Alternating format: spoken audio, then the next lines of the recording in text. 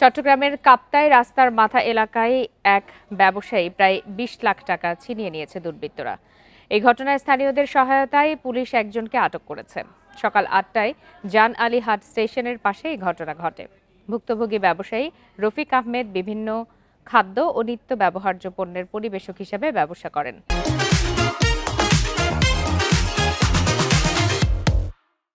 তিনি জানান, অন্যান্য দিনের মতো আজও সকালে এসে গুদাম খুলছিলেন। এ সময় কয়েকজন তরুণ ধারালো অস্ত্রের মুখে প্রথমে তার কর্মচারীর কাছে থাকা একটি টাকার ব্যাগ ছিনিয়ে নেয়, পরে তার কাছে থাকা ব্যাগটিও ছিনিয়ে নিয়ে পালিয়ে যায়। প্রাথমিকভাবে তিনি দুজনকে চিনতে পেরেছেন।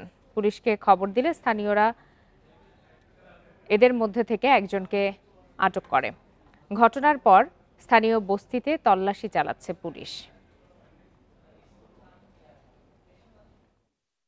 আজকে ওই সকালে টাকাগুলো নিয়ে এসে গোডাউন খুলতেছি, এই অবস্থায় ডাকাত এসে পিছনে আমার লোকের কাছ থেকে ছিনিয়ে টাকার বস্তা নিয়ে দৌড়ে চলে গেছে।